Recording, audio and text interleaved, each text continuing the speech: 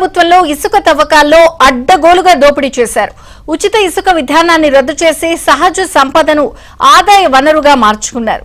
నిబంధనలు ఉల్లంఘించి ఇష్టారీతిన ఇసుక తవ్వేసి అందిన కాడికి సొమ్ము చేసుకున్నారు. ఇసుక దందాలో స్థానిక ప్రజాప్రతినిధుల నుంచి తాడేపల్లి వరకు వేల కోట్ల రూపాయలు దోచుకోవడం బహిరంగ రహస్యం. ఈ క్రమంలోనే గత ప్రభుత్వ హయాంలో ఆంధ్రప్రదేశ్లో 4 ఏళ్లలో 465.26 హెక్టార్లలో 46.52 లక్షల క్యూబిక్ మీటర్ల మేర ఇసుక అక్రమ తవ్వకాలు జరిగినట్లు ఏపీ ప్రభుత్వం వెల్లడించింది. దీనికి సంబంధించిన అఫిడవిట్ను సుప్రీంకోర్టుకు సమర్పించింది.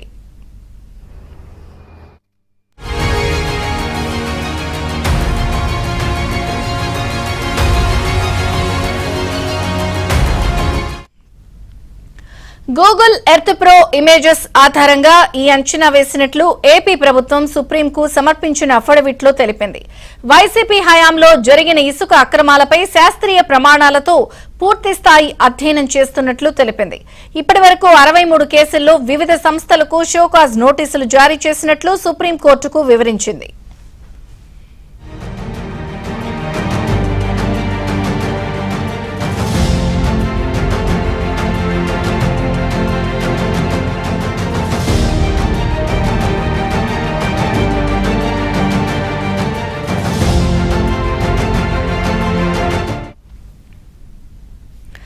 జగన్ ప్రభుత్వంలో ఇసుక తవ్వకాల్లో అడ్డగోలుగా దోపిడీ చేశారు. ఉచిత ఇసుక విధానాన్ని రద్దు చేసి సహజ సంపదను ఆదాయ వనరుగా మార్చుకున్నారు. నిబంధనలకు ఉల్లంఘించి ఇష్టారీతిని ఇసుక తవ్వేసి అందిన కాడికి సొమ్ము చేసుకున్నారు. ఇసుక దందాలో స్థానిక ప్రజాప్రతినిధుల నుంచి తాడేపల్లి వరకు వేల కోట్ల రూపాయలు దోచుకున్నారు. ఈ క్రమంలో గత ప్రభుత్వ హయాంలో ఏపీలో ఈ దోచుకున్న ఇసుకకు సంబంధించి ఇప్పుడు ఏపీ ప్రభుత్వం ఈ వివరాలన్నీ వెల్లడించింది. అఫిడవిట్ ను కూడా సుప్రీం కోర్టులో సమర్పించారు. పూర్తి వివరాలు ఢిల్లీ బ్యూరో చీఫ్ కృష్ణ అడిగి తెలుసుకుందాం. కృష్ణ, చంద్రిక, జగన్ ప్రభుత్వ హయాంలో గత 4 ఏళ్లలో 46.52 లక్షల క్యూబిక్ మీటర్ల ఇసుక దోపిడీ జరిగింది అంటూ ఏపీ ప్రభుత్వం సుప్రీంకోర్టులో అఫిడవిట్ ను దాఖలు చేసింది. గతంలో ఏదైతే ఏపీలో జరిగినటువంటి ఇసుక అక్రమాలపైన బండా నాగేంద్ర కుమార్ గ్రీన్ ట్రిబ్యునల్ లో దాఖలు చేసినటువంటి పిటిషన్ ను విచారించినటువంటి గ్రీన్ ట్రిబ్యునల్ ఏదైతే జేపీ వెంచర్స్ కు సుమారు 18 కోట్ల రూపాయల జరిమానా విధించింది. ఆ జరిమానాను వ్యతిరేకిస్తూ సుప్రీంకోర్టులో గ్రీన్ ట్రిబ్యునల్ తీర్పును జేపీ వెంచర్స్ సుప్రీంకోర్టులో సవాల్ చేసింది. దీనికి సంబంధించినటువంటి విచారణ జరుపుతున్న సందర్భంగా అంటే అది పలు దఫాలుగా విచారణ జరిగింది. ఆ తర్వాత అక్కడ ప్రభుత్వం కూడా మారిపోయింది. గతంలో ఉన్నటువంటి ప్రభుత్వం జగన్ ప్రభుత్వం తరఫున అనేక అఫిడవిట్లను దాఖలు చేశారు. అయితే వాటిల్లో అన్ని తప్పులు తడకలుగా ఒకే నివేదికను అందరూ కలెక్టర్లంతా కూడా ఒకే నివేదిక ఇచ్చారు. అన్ని ఇసుక రీచులన్నింటిలో కూడా అన్ని సక్రమంగా ఉన్నాయి, ఏమాత్రం కూడా అక్రమం జరగలేదంటూ అన్ని ఇవ్వటం జరిగింది. అయితే ప్రభుత్వం మారిన తర్వాత దాఖలు చేసినటువంటి ఈ అఫిడవిట్ లో మొత్తం 13 జిల్లాల్లో ఈ యొక్క 465.26 హెక్టార్లలో 46.52 లక్షల క్యూబిక్ మీటర్ల ఇసుక అక్రమాలు జరిగినట్లుగా రాష్ట్ర ప్రభుత్వం వెల్లడించింది. గూగుల్ ఎర్త్ ప్రో ఇమేజెస్ ఆధారంగా ఈ మేరకు అంచనా వేసినట్లుగా కూడా సుప్రీంకోర్టుకు సమర్పించినటువంటి అఫిడవిట్ లో పేర్కొంది. ఈ మొత్తం అక్రమాలపైన శాస్త్రీయ ప్రమాణాలతో పూర్తి స్థాయి అధ్యయనం కూడా చేసినట్లుగా ఇందులో తెలిపింది. ఇప్పటి వరకు కూడా అనేక మంది పైన అంటే సుమారు 63 కేసుల్లో వివిధ సంస్థలకు షోకాజ్ నోటీసులు జారీ చేసినట్లుగా కూడా పేర్కొంది. ఇసుక అక్రమ తవ్వకాలకు బాధ్యత వహిస్తూ 18 కోట్ల రూపాయలు ఏదైతే ఎన్జిటి ఇచ్చినటువంటి తీర్పును తాము సమర్థిస్తున్నట్లు కూడా చెప్పడం జరిగింది. అయితే రాష్ట్ర వ్యాప్తంగా ఇసుక వనరులు ఉన్నటువంటి ప్రాంతాల్లో జరిగినటువంటి అక్రమ తవ్వకాలను గుర్తించడానికి ఏపీ స్పేస్ అప్లికేషన్ సెంటర్ ద్వారా ఈ శాటిలైట్ ఇమేజ్లను ఉపయోగించి అధ్యయనం చేస్తున్నాం. అత్యాధునిక జియో స్పేషియల్ టెక్నాలజీస్ ఆధారంగా ఈ శాస్త్రీయ సాంకేతిక మద్దతు అందిస్తుంది.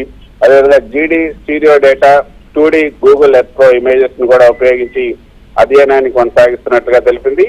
లోతైన అధ్యయనం కోసం రాష్ట్ర వ్యాప్తంగా ఉన్నటువంటి 478 ఇసుక రీచులను కూడా జియో కోఆర్డినేట్స్ ను అందించినట్లుగా కూడా ఇందులో పేర్కొంది. మొత్తానికైతే గత 4 ఏళ్లలో జరిగినటువంటి ఇసుక దోపిడీకి సంబంధించినటువంటి వ్యవహారం అంతా కూడా ఈ అఫిడవిట్ లో రాష్ట్ర ప్రభుత్వం చాలా స్పష్టంగా పేర్కొంది. ఏదైతే గతంలో లీజుకి తీసుకున్నటువంటి సంస్థలు ఉన్నాయో ఆ సంస్థలు చేసినటువంటి నేరాల తీవ్రత, దానివల్ల కలిగినటువంటి నష్టాన్ని దృష్టిలో ఉంచుకొని వేగంగా దర్యాప్తు జరిపి శిక్ష పడేలా చర్యలు తీసుకోవాలని డీజీపీకి విజ్ఞప్తి చేస్తూ రాష్ట్ర గనుల శాఖ అక్టోబర్ 18వ తేదీని కూడా లేఖ రాసినట్లుగా ఇందులో పేర్కొంది.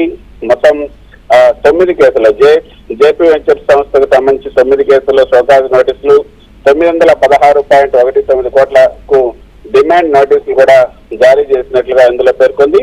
దీంతో పాటు అదనంగా జేపీవీఎల్, జేసీకేసీ, ప్రతిమా సంస్థలకు కూడా 27 కేసుల్లో షోకాజ్ నోటీసులు ఇచ్చినట్లుగా కూడా ఈ యొక్క అఫిడవిట్ లో పేర్కొంది.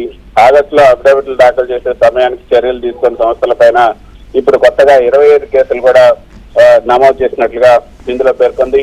మొత్తానికైతే ఏదైతే తూర్పు గోదావరి, పశ్చిమ గోదావరి, గుంటూరు, పల్నాడు ఈ జిల్లాల్లో ఇసుక అక్రమ తవ్వకాలను అడ్డుకోవడంలో అప్పుడున్నటువంటి ప్రభుత్వం పూర్తిగా విఫలమైంది. జిల్లా గనులు, భూగర్భ వనరుల శాఖ అధికారులపైన క్రమశిక్షణ చర్యలు కూడా ఇప్పటికే తీసుకున్నాం. ఇప్పటికే అధికారులందరికీ కూడా నోటీసులు ఇచ్చాం. ఇసుక అక్రమ తవ్వకాల చుట్టూ ఉన్నటువంటి కార్యకలాపాలపైన ఏసీబీ విచారణ కూడా చేయిస్తున్నామంటూ ఇందులో పేర్కొనడం జరిగింది. మొత్తంగా ఈ యొక్క విస్తృతంగా పరిశీలించాలని న్యాయస్థానం చెప్పింది. నిన్న విచారణకు వచ్చినప్పుడు దీన్ని విస్తృతంగా పరిశీలించాల్సిన అవసరం ఉందంటూ రాష్ట్ర ప్రభుత్వం దాఖలు చేసినటువంటి అఫిడవిట్ ను పరిగణలోకి తీసుకుంటున్నట్లుగా కూడా సుప్రీంకోర్టు వెల్లడించింది. ఇసుక తవ్వకాల్లో జరిగినటువంటి అక్రమాలపైన ఇప్పటి వరకు తీసుకున్నటువంటి చర్యల గురించి అఫిడవిట్ లో ప్రభుత్వం చెప్పింది.